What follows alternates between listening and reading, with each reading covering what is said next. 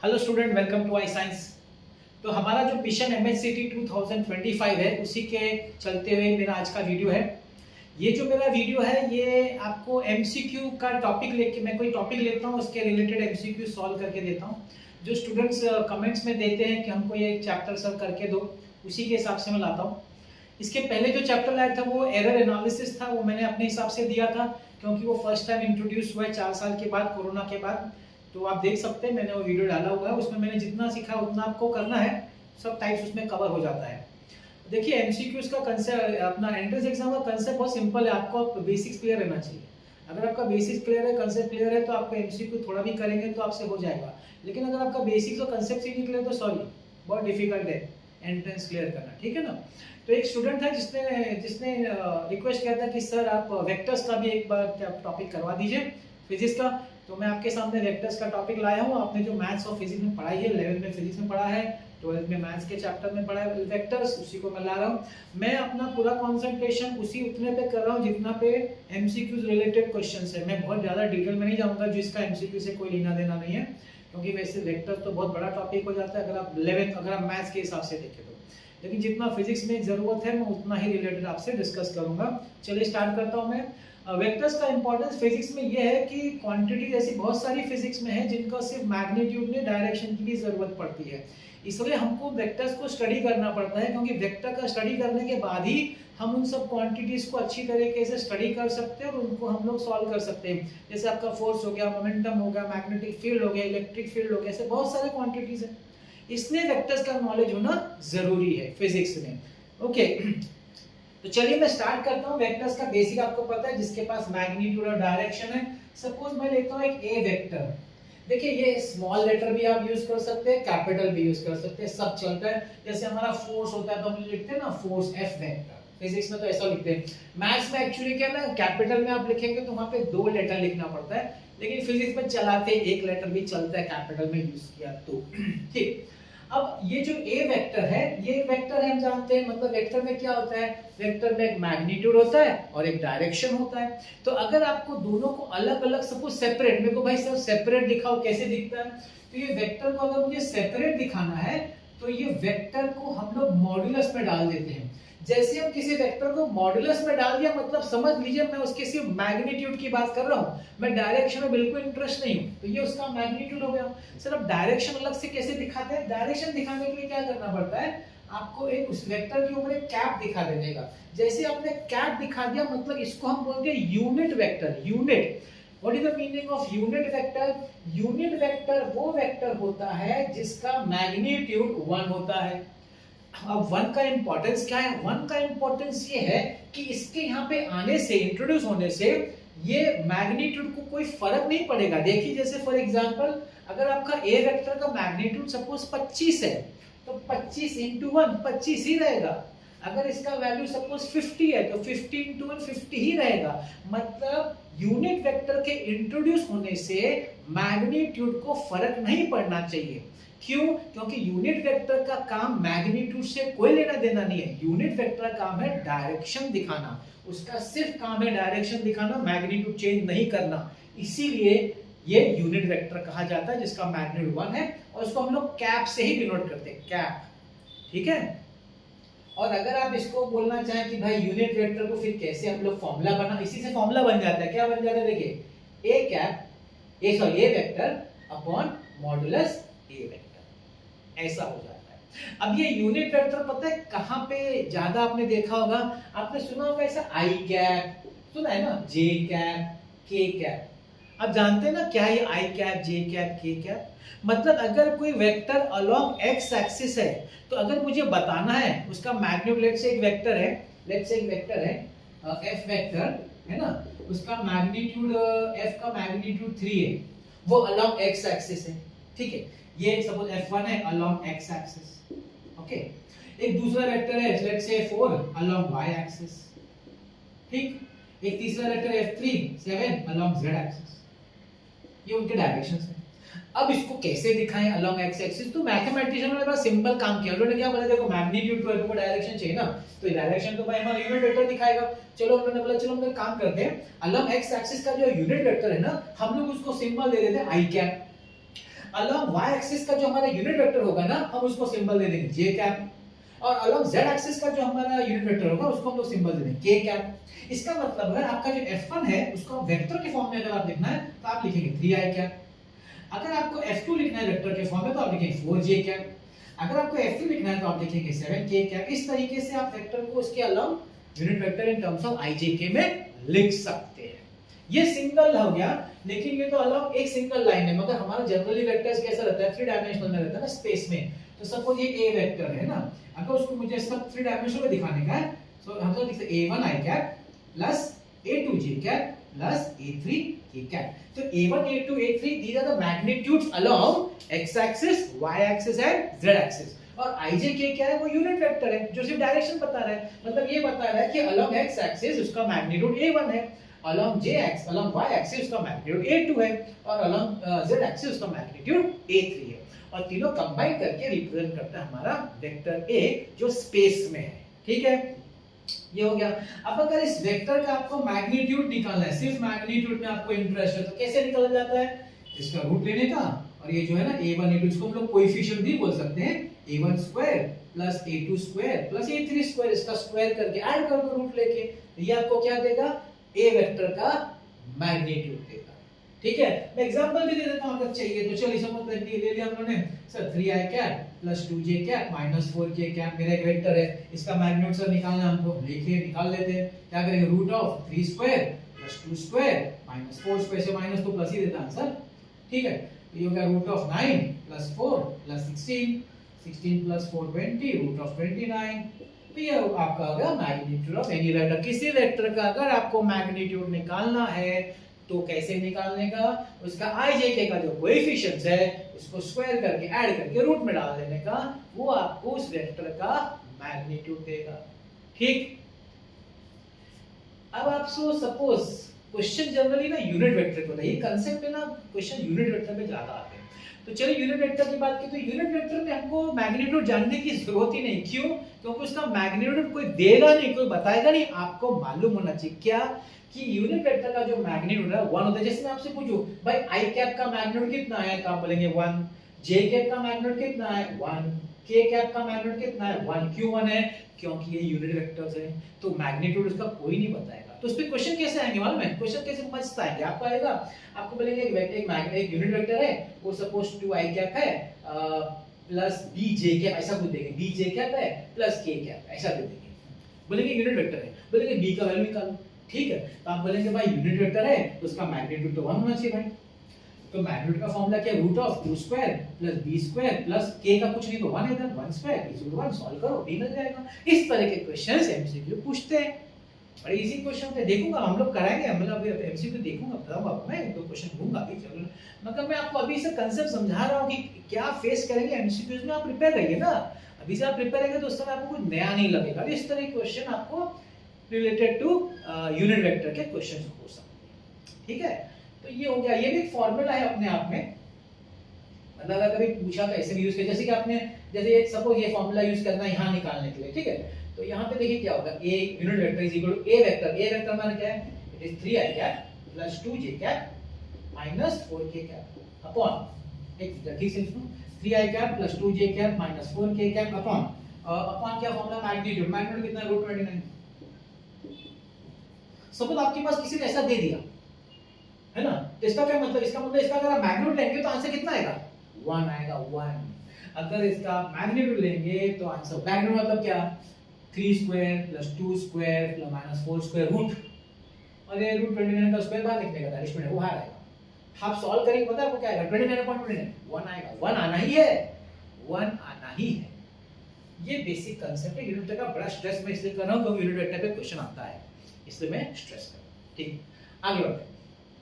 अब unit vector के बाद जो नेक्स्ट समझना है हमको, जीरो वेक्टर, जीरो समझना नहीं है, इसी समय सुनना है। जीरो वेक्टर क्या होता है, वो वेक्टर जिसका मैग्नीट्यूड बाय 0 है और उसको हम लोग ऊपर एक वेक्टर सिंबल दिखा देते हैं, बस और कुछ नहीं है, उसको जीरो वेक्टर कहते हैं। इसमें मेन जो समझना है ना, वो है आपका, एक है नेगेटिव ऑफ वेक्टर और equal vector, negative of vector.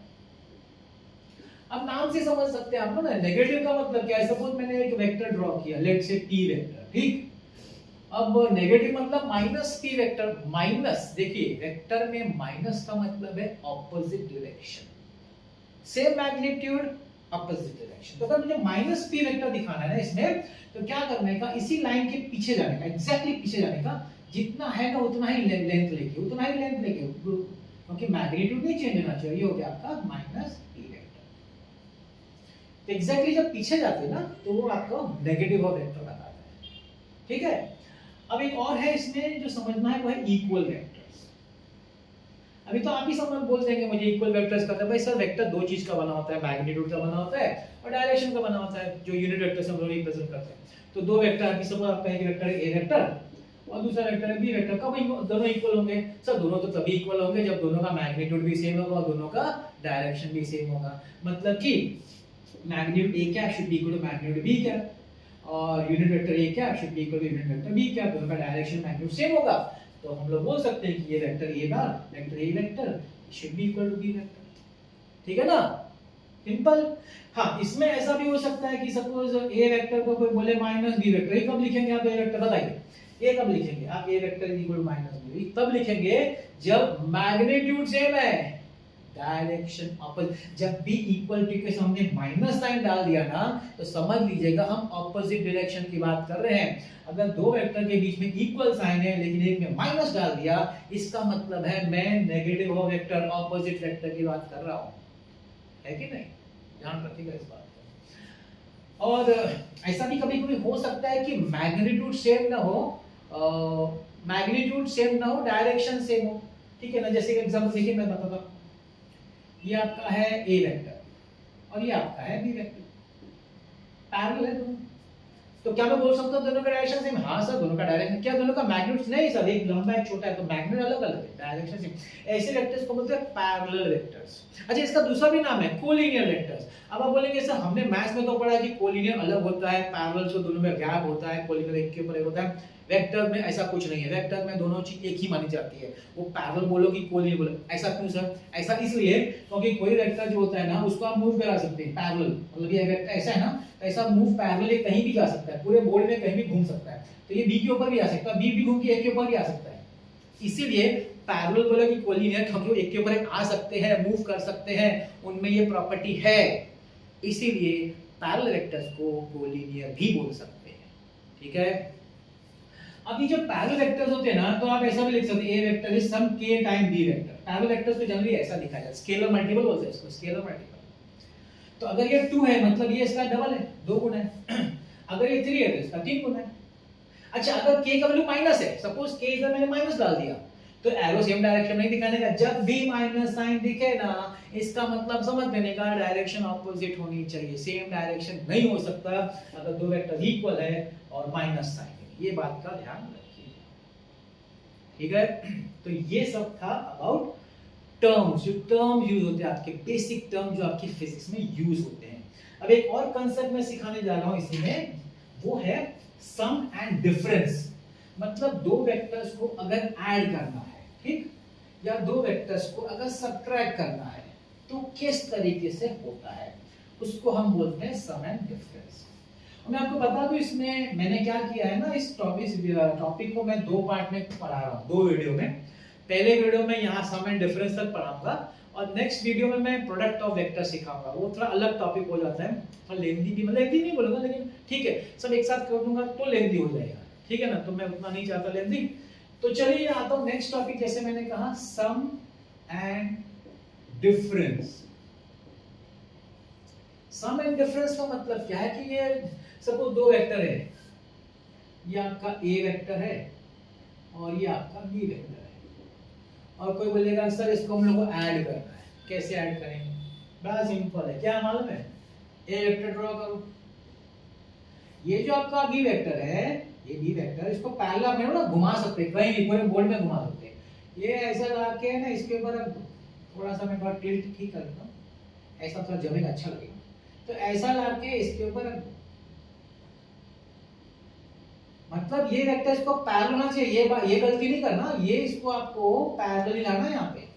अच्छा, ये तरीका, एक और तरीका है, एक और तरीका ऐड करने वाला, तो क्या करने का, ए वेक्टर ड्रॉ किया, आपका ए वेक्टर है, ये जो बी वेक्टर है ना, ये पैरेलल लाओ और जहां पे ए वेक्टर शुरू है वहां पे ड्रॉ कर दो बी वेक्टर। अब बोलिए कि फर्क है, देखिए ना इसमें क्या मान लो पहले वाले में जहां पे आपका ए वेक्टर खत्म होता है बी वेक्टर वहां से शुरू होता है, जबकि यहाँ पे क्या आपका दोनों वेक्टर एक ही पॉइंट से शुरुआत हुई है, ये फर्क है।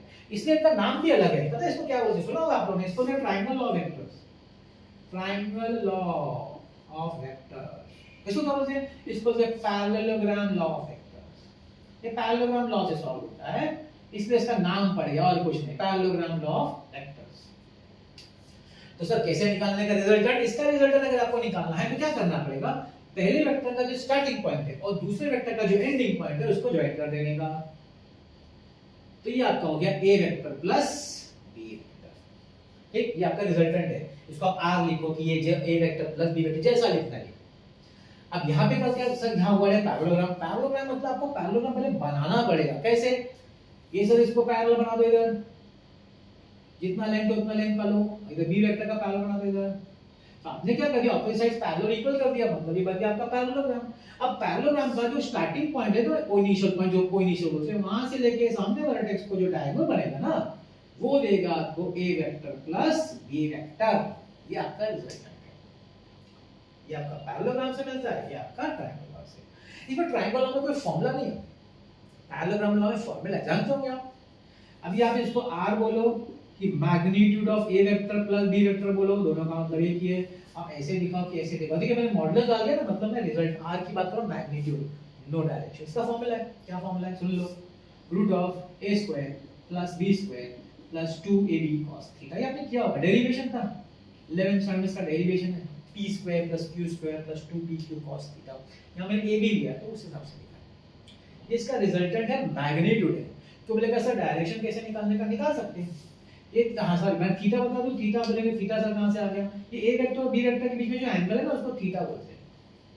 हां डायरेक्शन की बात कर, डायरेक्शन सपोज आपका जो रिजल्टेंट है उसका a वेक्टर के साथ डायरेक्शन सपोज एंगल अल्फा है, इसका फार्मूला क्या होगा, tan alpha is equal to b sin theta, sorry b sin theta upon a plus b cos theta. इससे आप अल्फा निकाल देंगे, अल्फा निकाल के पता मतलब आपको क्या बताएगा, आपको एंगल, देखिए डायरेक्शन कौन बताता है, एंगल ही बताएगा ना। जब आपको एंगल मिल जाएगा तो आपको पता चलेगा आपका रिजल्टेंट किस तरफ है। अब मैंने अल्फा ए वेक्टर का लिया, सर कोई बोलेगा सर मैं बी वेक्टर ले सकते हैं ना सर, आप ले सकते हैं, तो यहाँ नाम चेंज हो जाएगा, उल्टा हो जाएगा, बी की जगह ए लिख देगा। अगर आपने अल्फा ए से नहीं बी चल लिया तो घुमा देने का कुछ नहीं, बस इतना ही चेंजेस होता है। तो इतना तो आपने पढ़ा है। अब थोड़ा सा एक्स्ट्रा बताता हूं जो आपको काम आएगा एमसीक्यूज में। क्या मतलब कैसा, समय डिफरेंस, वो लोग क्या बोलते हैं, वो लोग बोलेंगे ये मैं पी वेक्टर और क्यू वेक्टर में लिखता हूं तो क्या आपके ज्यादातर सब इसमें आते हैं। एक ऐसा देंगे वो लोग और एक ऐसा देंगे, एक प्लस में देंगे एक माइनस में, एक मैग्नीट्यूड, मैं वो मैग्नीट्यूड बोलेंगे वो ऐसा। तो आपको पहले ड्रॉ करने में आपको समझना पड़ेगा इसका मतलब क्या है। देखिए ध्यान से देखिए, P vector plus Q vector, ये आपने बना दिया पी वेक्टर, ये आपने बना दिया क्यू वेक्टर, ठीक है।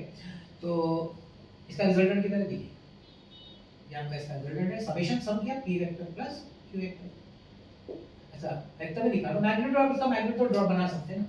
तो इसका मैग्नीट्यूड, इसका मैग्नीट्यूड लिख ही देता ना मैं, p vector plus q vector. Magnitude क्या लिखोगे, p स्क्वायर रूट में p square plus q square plus 2pq cos theta. Theta ने पता है ना, दोनों वेक्टर के बीच का एंगल, ये एंगल जो है cos, ये थीटा है।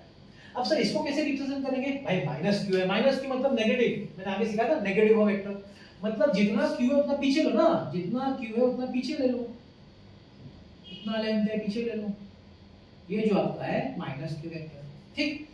अब क्या करना है, क्या आपको फिर पैरेललोग्राम वापस बनाना पड़ेगा। अब ये p और इसके साथ, तो आपको क्या करना पड़ेगा, देखिए यहाँ से आप एक पैरेलल लाइन ड्रॉ करेंगे p से, यहाँ से ड्रॉ करेंगे, तो अब ये कोनिशियल इधर है, यहाँ से कोई इनिशियल पॉइंट से सामने वाला वेक्टर ड्रॉ करेंगे, ये आपको देगा p vector minus q vector, ये वेक्टर देगा। अगर आपको इसका मैग्नीट्यूड भी लिखना है, सपोज आपको इसका मैग्नीट्यूड लिखना है, सर मैग्नीट्यूड कैसे लिखेंगे इसका, root of p square plus q square plus 2pq cos theta नहीं लिखेंगे, क्या लिखेंगे सुनिए, ये आपका स्ट्रेट लाइन है ना 180 डिग्री लीनियर पे, तो अगर ये थीटा है तो बचा हुआ एंगल कितना होगा 180 माइनस थीटा, यहां आप लिखेंगे cos of pi minus theta, क्या हो जाएगा formula, root of p square plus q square minus 2pq। आप लेंगे सर माइनस को लिखा, what is cos of pi minus theta at angles, it is minus cos theta, -2pq। ये इसके सम ज्यादा आ जाए, याद रखना ये जो सम एंड डिफरेंस है ना, ये में हम लोग करेंगे एमसीक्यू, इसी पे ज्यादा आते हैं।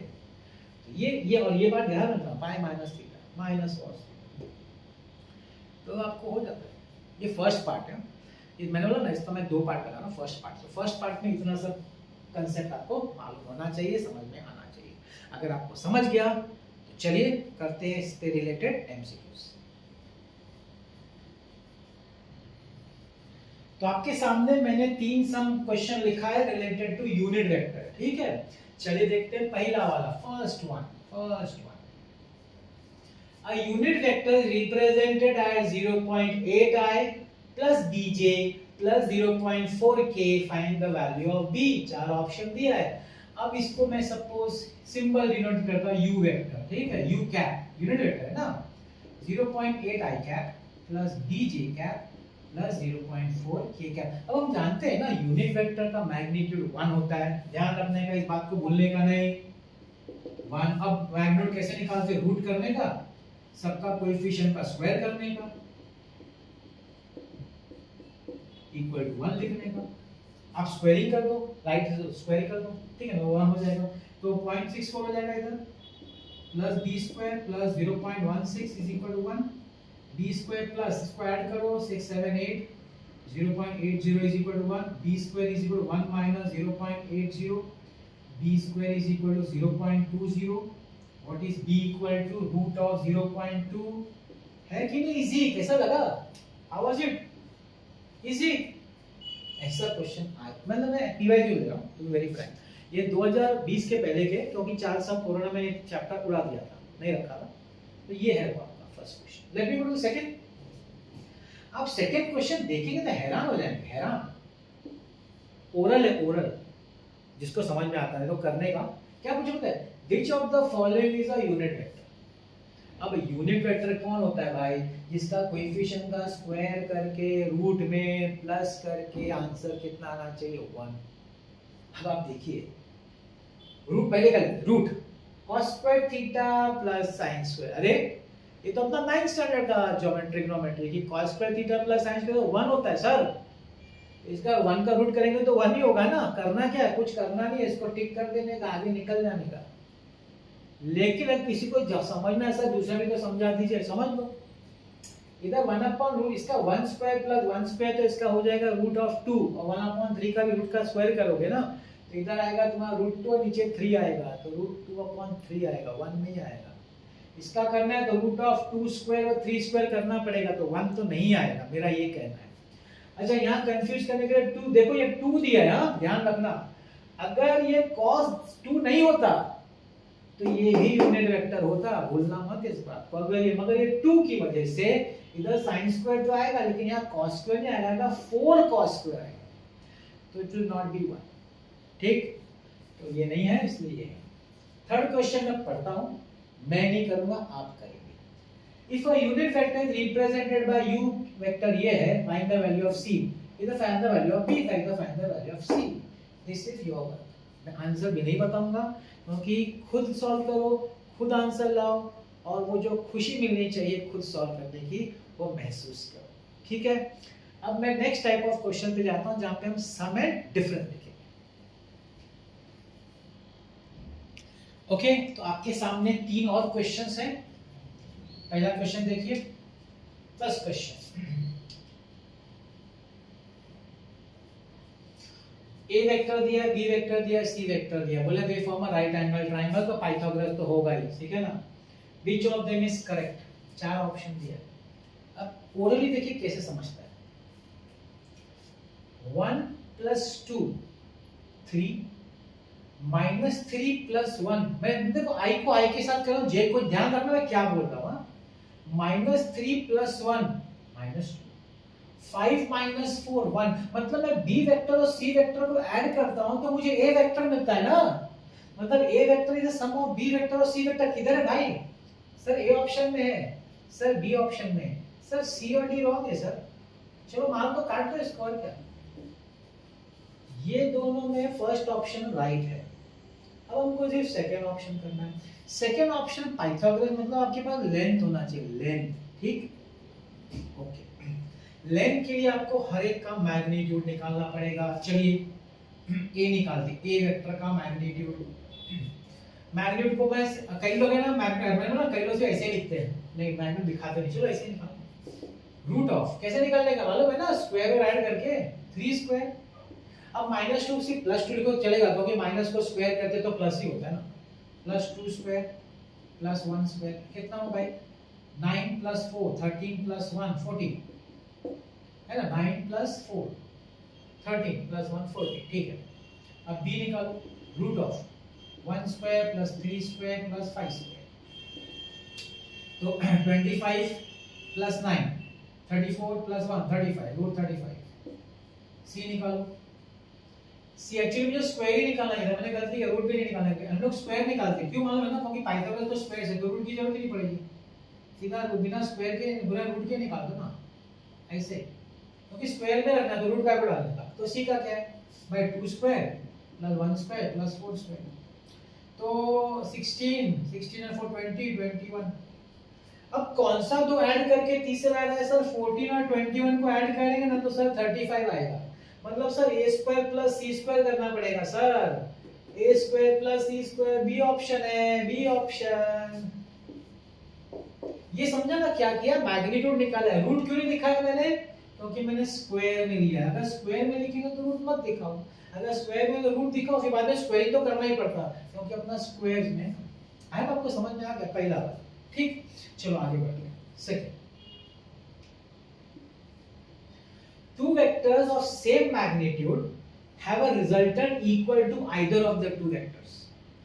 दो वेक्टर का मैग्नीट्यूड सेम है। चलो पहले तो हम लोग उसको फिर अलग अलग ही समझते हैं। एक वेक्टर p वेक्टर है, एक वेक्टर q वेक्टर है, ठीक। उसका रिजल्टेंट का फॉर्मूला क्या होता है, रिजल्टेंट का formula root of p square plus q square plus 2pq cos theta, ठीक। अच्छा अब क्या बोल रहा है, ध्यान से सुनना। वो बोल रहा है कि दोनों वेक्टर का मैग्नीट्यूड सेम है, मतलब ये p और q अलग अलग नहीं है, ये सेम है।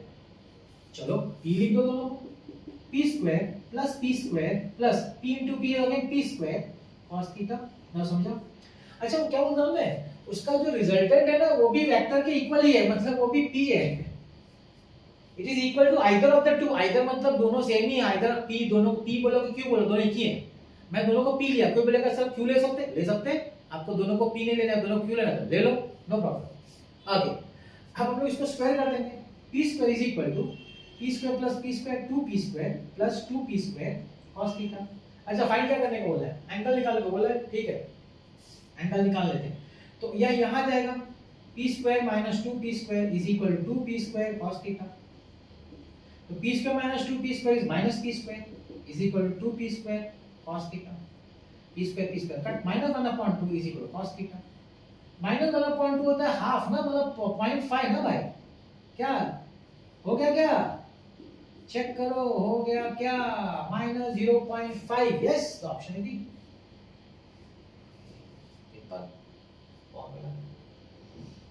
थर्ड में नहीं कर रहा, लेकिन आपको चाहिए तो पढ़ देता हूं आपके लिए। अब वेक्टर p वेक्टर है x and y components of magnitude 2 and 4। ये x और y क्या बोल रहा है कि i लो, 2 के साथ i लो और 4 के साथ j लो। मतलब आप p वेक्टर क्या लिखेंगे, 2i cap plus 4j cap. Are you getting the point? अच्छा दूसरा क्या बोला है, vector q along negative x axis with 6। तो वेक्टर q क्या लिखेंगे, 6i लिखेंगे, लेकिन सिर्फ 6i नहीं लिखेंगे, माइनस 6i। क्यों? क्योंकि बोला नेगेटिव। बाद में तो इजी है यार, बोला दोनों को माइनस कर देना और आंसर ले आ जाएगा, टेंशन मत लेना, इजी है। अब थोड़ा सा हायर लेवल, थोड़ा सा मतलब मजा आएगा। अभी ऐसे एक दो सवाल आ रहे हैं करने को मजा आएगा, ठीक है ना। चलिए देखते हैं। ओके तो आपके सामने मैं थोड़ा सा ट्रिकी लाया हूं, मतलब सब PYQs है, मैं अपनी तरफ से कुछ नहीं PYQs ही कर रहा हूं। तो चलिए पहला वाला देखते हैं। Resultant of two vectors p vector and q vector is of magnitude r1 if direction of q is reversed, reverse मतलब माइनस q हो जाएगा, the resultant is of magnitude r2, what is the value of r1 square plus r2 square। देखिए पहला vector जो है ना r1 वो क्या है, वो p vector plus q vector का मैग्नीट्यूड है।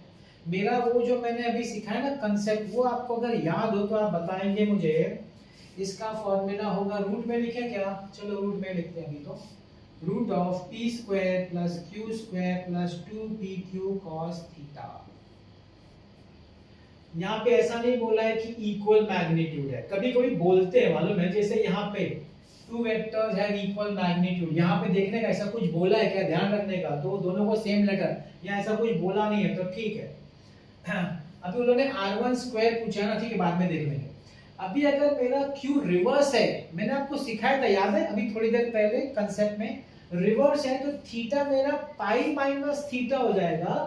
तो आपका जो r2 होगा ना, r2 which is p vector minus q vector, उसमें आएगा p square plus q square minus 2pq cos theta.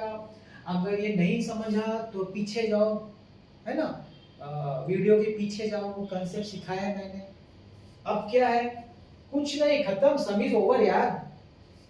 r1 square plus r2 square पूछा है, स्क्वायर रूट हटा दो भाई, रूट हटा दो, ऐड करो।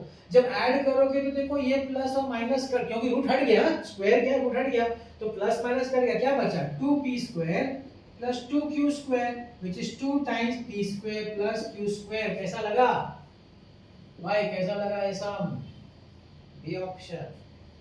Next second question, the magnitude of the sum of two vectors is equal to the magnitude of difference of two vectors. What is the angle? है कि नहीं सिंपल क्वेश्चन, क्या बोल रहा है, दो vector a vector plus b vector is equal to a vector minus b vector, ऐसे ही तो बोला है, दोनों का सम इज इक्वल टू दोनों का मैग्नीट्यूड है, तो एंगल कुछ है।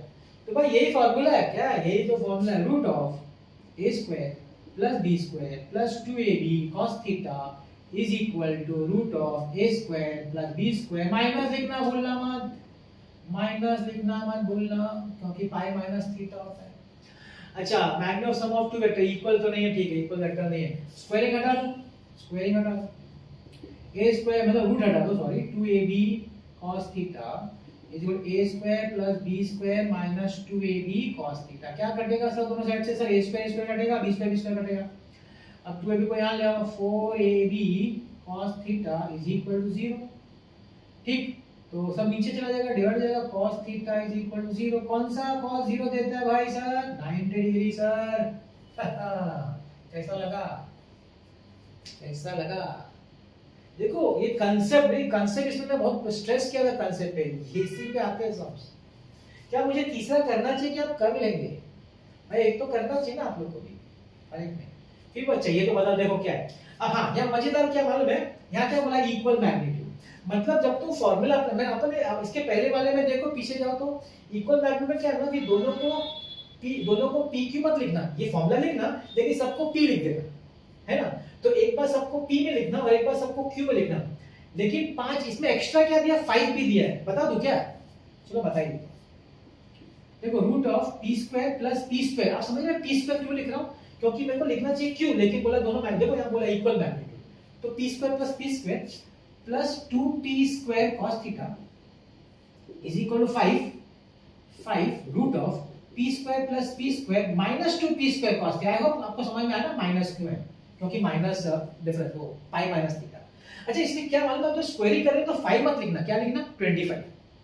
अब दूसरा स्क्वायर रूट हटेगा, लिखिए 25, फिर ब्रैकेट ओपन करना, एक साइड सब लाना, करना कुछ खुद थोड़ा करने का, क्योंकि फिर अच्छा लगता है ना, जब खुद आंसर आता है ना, करके अच्छा लगता है, आएगा, प्रॉब्लम नहीं है। इसमें से एक ऑप्शन में आंसर भी नहीं बताओ, आप खुद करो, खुद आंसर लाओ, वो फिल करो, आ जाएगा यार, फिर रूट हटाएगा ना, स्क्वायरिंग करना, उसको भूलना मत, 5 मत लिखना, 25 लिखना, ब्रैकेट ओपन करना और सब एक स्क्वायर p स्क्वायर को एक साइड लाना, cos थीटा वाला, आ जाएगा आंसर, डोंट वरी, आ जाएगा। कुछ 48 आएगा, मैं नंबर बताता हूं, 48 आएगा, 52 आएगा, डिवाइड करोगे ना तो भाई मैंने आंसर भी बता दिया एक्चुअली, ठीक है। तो भाई यही है आपका फर्स्ट पार्ट 1 का वीडियो मेरा कंप्लीट हुआ।